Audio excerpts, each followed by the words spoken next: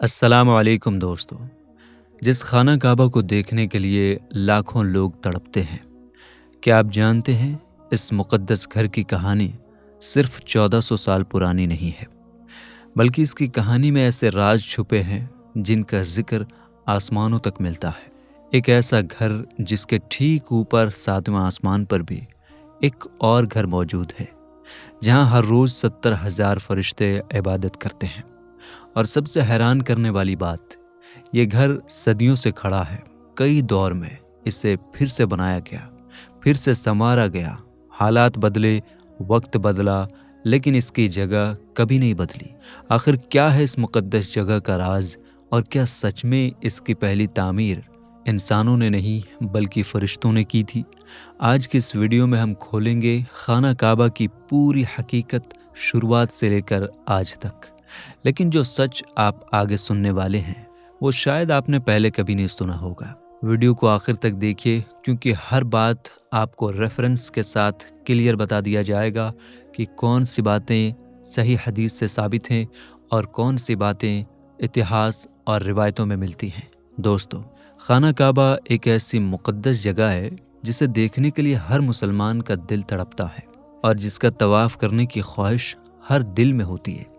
آج جو خانہ کعبہ موجود ہے وہ لگ بھگ 404 سال پرانا ہے، اور اسے اب تک 10 بار بنایا جا چکا ہے۔ یہ بات مشہور ہے کہ سب سے پہلی تعمیر حضرت آدم علیہ السلام سے بھی 2000 سال پہلے ہوئی، اور یہ تعمیر کسی انسان نے نہیں بلکہ اللہ تعالیٰ کے حکم سے فرشتوں نے کی۔ تفسیر قرطبی کے مطابق جب اللہ تعالیٰ نے فرشتوں کو بتایا کہ وہ زمین پر انسان پیدا کرے گا، تو فرشتوں نے عرض کیا کہ انسان زمین پر فساد کرے گا اور خون بہائے گا۔ سورہ بقرہ کی آیت 30 کا مفہوم یہ ہے کہ اللہ تعالیٰ نے فرمایا، جو میں جانتا ہوں وہ تم نہیں جانتے۔ فرشتوں کو لگا شاید اللہ تعالیٰ ان سے ناراض ہو گیا، تو وہ اللہ تعالیٰ کو راضی کرنے کے لیے اس کے عرش کے نیچے طواف کرنے لگے اور اس کی تسبیح پڑھنے لگے۔ تب اللہ تعالیٰ نے ان پر رحمت فرمائی اور اپنے عرش کے نیچے ایک بے حد خوبصورت گھر بنا دیا، جسے بیت المعمور کہا جاتا ہے۔ سورہ طور میں بیت المعمور کا ذکر آتا ہے۔ دوستو، یہ بیت المعمور اصل میں فرشتوں کا کعبہ ہے۔ یہ 7ویں آسمان پر عرش کے نیچے ٹھیک کعبہ شریف کے اوپر ہے۔ ہر روز 70,000 فرشتے یہاں آتے ہیں، طواف کرتے ہیں، نماز پڑھتے ہیں، اور جو ایک بار عبادت کر لے اسے پھر کبھی موقع نہیں ملتا۔ صحیح بخاری کی حدیث 3207 کا مفہوم ہے کہ نبی کریم صلی اللہ تعالیٰ علیہ وآلہ وسلم کو معراج میں بیت المعمور دکھایا گیا۔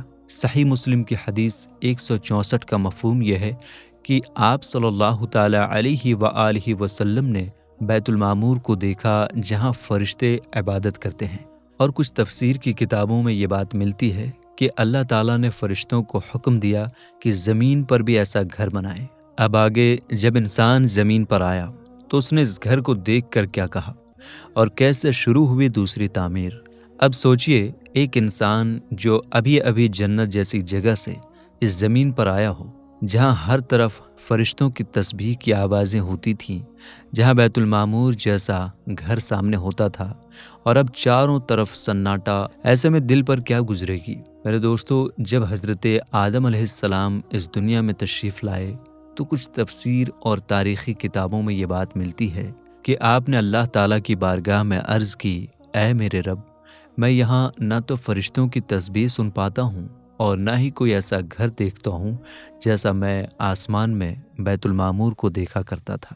اس کے بعد یہ بھی بیان کیا جاتا ہے کہ اللہ تعالیٰ نے فرمایا، جاؤ، جہاں ہم نشان بتائیں وہاں ایک گھر بناؤ، اس کا طواف کرو اور اسی کی طرف منہ کر کے نماز پڑھو۔ پھر کچھ روایتوں میں یہ بھی آتا ہے کہ اللہ تعالیٰ نے جبرائیل علیہ السلام کو حکم دیا کہ وہ حضرت آدم علیہ السلام کو صحیح جگہ تک لے جائیں۔ چنانچہ حضرت جبریل علیہ السلام انہیں اس جگہ پر لائے، اور کچھ مشہور روایتوں میں یہ بھی کہا جاتا ہے کہ وہی جگہ وہ تھی جہاں سے زمین کی شروعات ہوئی تھی، اور وہیں سے پوری زمین پھیلی۔ اس کے بعد کچھ روایتوں میں ایک حیران کر دینے والا منظر بھی بیان کیا جاتا ہے کہ حضرت جبریل علیہ السلام نے اپنے پر سے زمین پر نشان لگایا اور وہیں کعبہ کی بنیاد رکھی گئی۔ پھر فرشتوں نے الگ الگ پہاڑوں سے پتھر لا کر اس کی بنیاد اور دیواریں تیار کیں، اور کچھ مشہور روایتوں میں یہ بھی آتا ہے کہ اس تعمیر میں حضرت آدم علیہ السلام اور حوا رضی اللہ تعالی عنہا بھی شامل تھے، جہاں حضرت آدم علیہ السلام دیواریں بناتے اور حضرت حوا رضی اللہ تعالی عنہا مدد کرتی۔ پھر تعمیر پوری ہونے کے بعد حضرت آدم علیہ السلام کعبہ کا طواف کرتے اور اسی کی طرف منہ کر کے عبادت کرتے۔ یہیں سے زمین پر عبادت کا سلسلہ شروع ہوا، لیکن وقت کے ساتھ اس گھر کی دیواریں کمزور ہونے لگیں، اور پھر آیا ایک اور دور جب اسے پھر سے بنانے کی ضرورت پڑی۔ اب آگے کون تھا وہ جس نے کعبہ کو تیسری بار بنایا؟ وقت گزرتا گیا اور کچھ تفسیر اور تاریخی کتابوں میں یہ بات ملتی ہے کہ جس گھر کو حضرت آدم علیہ السلام سے جوڑا جاتا ہے اس کی دیواریں وقت کے ساتھ کمزور ہونے لگیں، اور اب ضرورت تھی کہ اس مقدس گھر کو پھر سے ٹھیک کیا جائے۔ حضرت آدم علیہ السلام کے وصال کے بعد جب وقت گزرنے کے ساتھ خانہ کعبہ کی عمارت کمزور ہونے لگی تو اس مقدس گھر کو ٹھیک کرنے کی ذمہ داری حضرت آدم علیہ السلام کے بیٹے حضرت شیش علیہ السلام نے اٹھائی۔ اتہاسکار بیان کرتے ہیں حضرت شیش علیہ السلام نے غارے، مٹی اور پتھروں کا استعمال کرتے ہوئے خانہ کعبہ کو پھر سے تعمیر کیا۔ تاریخ کے اعتبار سے فرشتوں اور حضرت آدم علیہ السلام کے بعد یہ کعبہ شریف کی تیسری تعمیر تھی۔ کیا یہ نئی تعمیر تھی یا صرف مرمت؟ یہاں مفسرین اور اسلامی اتہاسکار ایک بہت ہی اہم نقطے کی وضاحت کرتے ہیں۔ حضرت شیش علیہ السلام نے کعبہ شریف کی کوئی نئی بنیاد نہیں رکھی تھی، بلکہ انہوں نے صرف تجدید یعنی مرمت کی تھی، یعنی جو مقدس بنیادیں فرشتوں اور حضرت آدم علیہ السلام نے رکھی تھیں، حضرت شیش علیہ السلام نے انہی پرانی بنیادوں پر کمزور ہو چکی دیواروں کو مٹی اور پتھروں سے مضبوط کیا اور اس گھر کو دوبارہ ٹھیک کیا۔ یہ باتیں بھی تفسیر اور تاریخی کتابوں میں ملتی ہیں، لیکن اصل حقیقت اللہ بہتر جانتا ہے۔ اب وقت آگے بڑھا اور ایک ایسا دور آیا جس نے سب کچھ بدل کر رکھ دیا، ایک ایسا عذاب جس نے پوری زمین کو ہلا دیا۔ جب حضرت نوح علیہ السلام کی قوم پر اللہ تعالیٰ کا عذاب آیا تو وہ تھا طوفان نوح۔ سورہ ہود کی آیت 40 کا مفہوم یہ ہے کہ جب ہمارا حکم آیا اور زمین سے پانی ابل پڑا، یہ کوئی معمولی طوفان نہیں تھا، پانی ہر طرف پھیل گیا، اونچی اونچی جگہیں بھی ڈوب گئیں، اور اسی طوفان میں خانہ کعبہ کی عمارت بھی غائب ہو گئی۔ کچھ روایتوں میں آتا ہے کہ اس عمارت کو اٹھا لیا گیا اور زمین پر صرف ایک اونچا لال ٹیلا رہ گیا۔ اللہ ہی بہتر جانتا ہے۔ اب سوچئے، جہاں کبھی طواف ہوتا ہے، جہاں عبادت ہوتی ہے، وہ جگہ اب صرف ایک ٹیلا بن کر رہ گئی۔ پھر وقت بدلا اور دنیا میں آئے حضرت ابراہیم علیہ السلام۔ یہیں سے شروع ہوتی ہے کعبہ کی سب سے مشہور اور سب سے اہم تعمیر کی کہانی۔ لیکن اس تعمیر سے پہلے ایک اور آزمائش آئی، جب اللہ تعالیٰ کے حکم سے حضرت ابراہیم علیہ السلام کو اپنی بیوی ہاجرہ رضی اللہ تعالی عنہا اور چھوٹے سے بیٹے حضرت اسماعیل علیہ السلام کو ایک ویران سنسان بنجر زمین میں چھوڑنا پڑا، جہاں نہ پانی تھا، نہ کوئی انسان، اور نہ ہی کعبہ کی کوئی عمارت، بس ایک لال رنگ کا ٹیلا۔ اب آگے کیا ہوا جب حضرت ابراہیم علیہ السلام دوبارہ مکہ آئے اور کیسے ملا انہیں کعبہ کو پھر سے بنانے کا حکم؟ وہ بنجر زمین جہاں نہ پانی تھا نہ کوئی انسان، وہیں چھوڑ کر حضرت ابراہیم علیہ السلام واپس چلے گئے۔ لیکن یہ سفر یہیں ختم نہیں ہوا۔ کچھ وقت بعد آپ پھر اپنے گھر والوں سے ملنے آئے۔ پھر دوسرا سفر، جب آپ کے بیٹے حضرت اسماعیل علیہ السلام کی قربانی کا واقعہ پیش آیا۔ سورہ صافات کی آیت 102 کا مفہوم یہ ہے کہ ابراہیم علیہ السلام نے اپنے بیٹے سے کہا، میں نے خواب میں دیکھا ہے کہ میں تمہیں ذبح کر رہا ہوں۔ پھر وقت گزرا، تیسری بار جب حضرت ابراہیم علیہ السلام مکہ آئے تو ان کے بیٹے حضرت اسماعیل علیہ السلام کی شادی ہو چکی تھی اور ہاجرہ رضی اللہ تعالی عنہا اس دنیا سے جا چکی تھی۔ پھر چوتھی بار جب آپ مکہ آئے تو بیٹے سے ملاقات بھی نہیں ہو سکی۔ لیکن پانچویں بار جب حضرت ابراہیم علیہ السلام مکہ پہنچے تب وہ وقت آ چکا تھا جس کا انتظار تھا۔ اللہ تعالیٰ کا حکم آیا کہ اس مقدس جگہ پر پھر سے اس گھر کو کھڑا کیا جائے۔ حضرت ابراہیم علیہ السلام نے اپنے بیٹے حضرت اسماعیل علیہ السلام سے کہا، اے میرے بیٹے، اللہ تعالیٰ نے مجھے حکم دیا ہے کہ میں اس گھر کی تعمیر کروں۔ یہ سنتے ہی بیٹے نے جواب دیا، آپ ضرور کیجیے، میں آپ کی مدد کے لیے حاضر ہوں۔ اب شروع ہوا کعبہ شریف کی چوتھی تعمیر کا کام۔ ایک روایت کے مطابق کعبہ کی اصلی بنیاد کا نشان جبریل علیہ السلام نے بتایا۔ جب کھدائی شروع ہوئی تو پرانی بنیاد نظر آنے لگی، وہی بنیاد جسے حضرت آدم علیہ السلام سے جوڑا جاتا ہے۔ اب ایک عجیب منظر تھا، ایک طرف بزرگ باپ، دوسری طرف فرما بردار بیٹا، دونوں مل کر اللہ کے گھر کو بنا رہے تھے۔ حضرت ابراہیم علیہ السلام دیواریں کھڑی کرتے اور حضرت اسماعیل علیہ السلام پتھر لا کرتے تھے۔ پتھر کہاں سے آئے؟ 5 پہاڑوں سے، کوہ ہرا، کوہ ابو قبیس، کوہ صفا، کوہ مروہ اور دوسرے پہاڑ۔ ان پتھروں کو لانے میں حضرت جبریل علیہ السلام بھی مدد کر رہے تھے۔ پھر ایک خاص واقعہ ہوا۔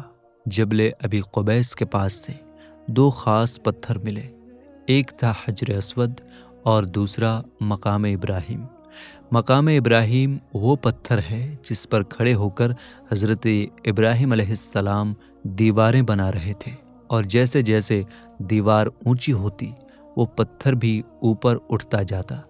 صحیح بخاری کی حدیث 1597 کا مفہوم یہ ہے کہ حجر اسود جنت سے اتارا گیا اور وہ دودھ سے بھی زیادہ سفید تھا، پھر انسانوں کے گناہوں نے اسے کالا کر دیا۔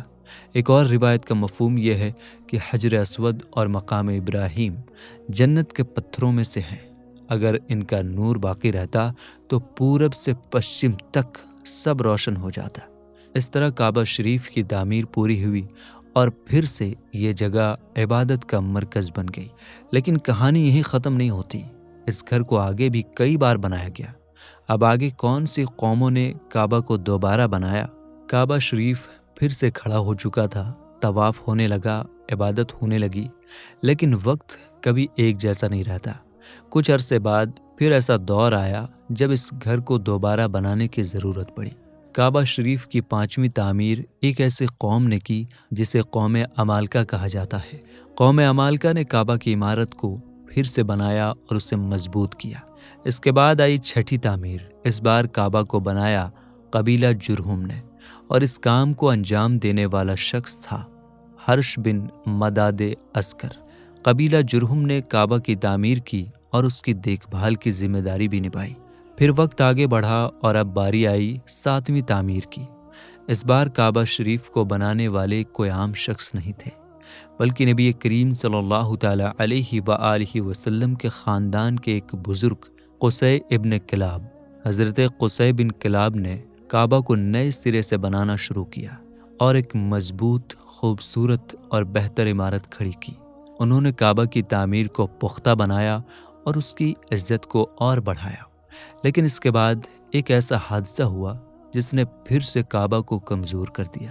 قبیلہ قریش کے دور میں ایک زوردار سیلاب آیا جس کی وجہ سے کعبہ کی دیواریں کمزور ہو گئیں۔ اب فیصلہ ہوا کہ کعبہ کو پھر سے بنایا جائے۔ یہیں سے شروع ہوئی 8ویں تعمیر، جسے انجام دیا قبیلہ قریش نے۔ اس تعمیر کی خاص بات یہ تھی کہ اس میں خود ہمارے پیارے آقا صلی اللہ تعالیٰ علیہ وآلہ وسلم نے بھی حصہ لیا۔ آپ صلی اللہ تعالیٰ علیہ وآلہ وسلم اپنے ہاتھوں سے پتھر اٹھا کر لا رہے تھے، لیکن ایک کمی رہ گئی۔ قریش کے پاس پیسے کم تھے، اس لیے انہوں نے کعبہ کی تعمیر میں حطیم کعبہ کو شامل نہیں کیا، یعنی جو حصہ اصل میں کعبہ کا تھا وہ باہر رہ گیا۔ اب آگے کیا ہوا؟ جب کعبہ پر حملہ ہوا اور کس نے اسے پھر سے بنایا؟ کعبہ شریف کھڑا تھا، لوگ طواف کر رہے تھے، لیکن پھر ایک ایسا دور آیا جس میں اس مقدس گھر کو بھی نقصان پہنچا۔ جب یزیدی فوج نے حملہ کیا تو پتھر بازی کی گئی، جس کی وجہ سے کعبہ شریف کی دیواریں پھر سے کمزور ہو گئیں۔ اب ایک بار پھر اس گھر کو بنانے کی ضرورت پڑی۔ یہ ذمہ داری اٹھائی عبداللہ ابن زبیر رضی اللہ تعالی عنہ نے۔ انہوں نے فیصلہ کیا کہ کعبہ کو اسی اصل بنیاد پر بنایا جائے جس پر حضرت ابراہیم علیہ السلام نے بنایا تھا۔ اس بار ایک اہم بدلاؤ ہوا۔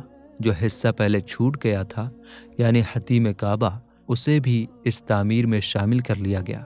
اس طرح کعبہ شریف کو 9ویں بار نئی شکل میں بنایا گیا اور یہ تعمیر بنیاد ابراہیمی کے مطابق تھی۔ لیکن یہ سلسلہ یہیں نہیں رکا۔ اس کے بعد حکومت آئی عبد الملک ابن مروان کی، اور اس کے نائب حجاج ابن یوسف نے 74 ہجری میں کعبہ شریف کو پھر سے بنوایا۔ اس بار تعمیر کو واپس قریش والی شکل پر لایا گیا، یعنی حتیم کو پھر سے باہر کر دیا گیا۔ اب ایک نیا موڑ آیا۔ جب خلیفہ ہارون الرشید حکومت میں آئے تو انہوں نے سوچا کہ کعبہ کو پھر سے ابراہیمی بنیاد پر بنایا جائے، لیکن انہیں روک دیا گیا۔ یہ صلاح دی ابو یوسف نے۔ انہوں نے کہا اگر ہر حکمران اپنی اپنی پسند سے کعبہ کو توڑ کر بنائے گا تو یہ سلسلہ چلتا رہے گا اور لوگوں کے دلوں میں اس گھر کی عزت کم ہو جائے گی۔ یہ بات مان لی گئی اور کعبہ کو ویسا ہی رہنے دیا گیا۔ پھر وقت گزرا اور 1040 ہجری میں سلطنت عثمانیہ کے سلطان نے کعبہ شریف کی تعمیر کروائی۔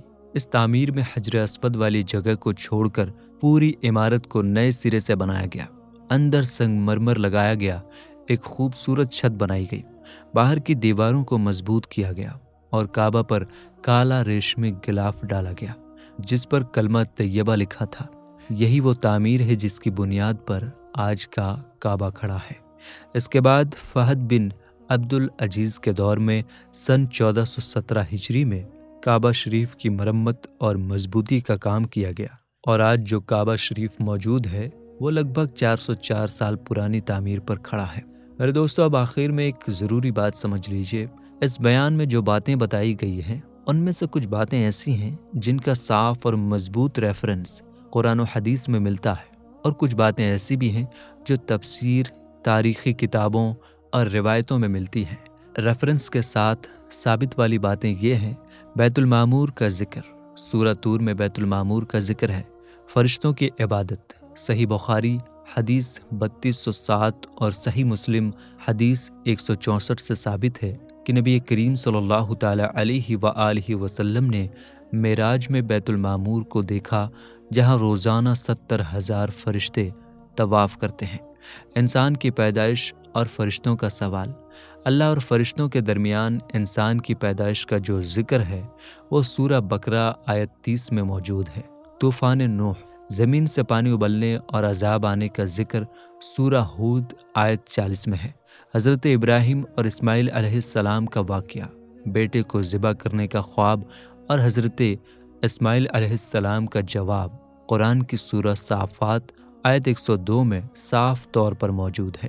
حجر اسود کا جنت سے آنا، صحیح بخاری حدیث 1597 کے مطابق یہ پتھر جنت سے آیا تھا اور دودھ سے بھی زیادہ سفید تھا، جسے انسانوں کے گناہوں نے کالا کر دیا۔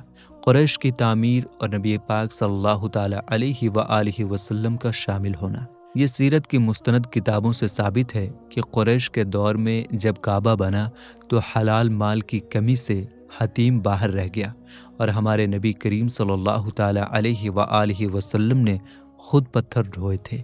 بعد کے تاریخی واقعات، حضرت عبداللہ بن زبیر، حجاج بن یوسف، ہارون الرشید اور انہیں امام ابو یوسف کا مشورہ، سلطان مراد اور شاہ فہد کے دور کی تعمیرات اسلامی تاریخ کے بالکل پختہ اور ثابت واقعات ہیں، اور جن باتوں کا قرآن یا صحیح حدیث سے صاف ریفرنس نہیں ملا لیکن تفسیر تاریخ میں موجود ہیں وہ یہ ہیں: حضرت آدم علیہ السلام سے 2000 سال پہلے فرشتوں کا کعبہ بنانا، یہ تفسیر قرطبی اور دوسری کتابوں میں ہے۔ فرشتوں کا اللہ کو راضی کرنے کے لیے عرش کے نیچے طواف کرنا، حضرت آدم علیہ السلام اور حوا رضی اللہ تعالی عنہا کا کعبہ بنانا، حضرت جبریل کا پر سے نشان لگانا اور پہاڑوں سے پتھر لانا، حضرت شیش علیہ السلام کے ذریعے کعبہ کی مرمت کرنا، نوح علیہ السلام کے طوفان میں کعبہ کی عمارت کا آسمان پر اٹھا لیا جانا اور صرف ایک لال ٹیلا رہ جانا، حضرت ابراہیم علیہ السلام کی تعمیر کے وقت 5 خاص پہاڑوں سے پتھر آنا اور حجر اسود و مقام ابراہیم کے نور سے پورے پشچم کا روشن ہو جانا، قوم عمالقہ، قبیلہ جرہم اور حضرت قصی بن کلاب کے ذریعے کعبہ کی تعمیر کی تفصیلات۔ دوستو، یہ وہ باتیں ہیں جو مفسرین اور اتہاس کار اپنی کتابوں میں بیان کرتے آئے ہیں۔ حالانکہ ہم ان تاریخی روایتوں کو اپنی طرف سے سچ یا جھوٹ نہیں کہیں گے، ان کی حقیقت اللہ تعالیٰ ہی بہتر جانتا ہے۔ اللہ تعالیٰ سے دعا ہے کہ وہ ہمیں اس مقدس گھر کی زیارت نصیب فرمائے اور ہمیں حج کرنے کی سعادت عطا کرے، آمین یا رب العالمین۔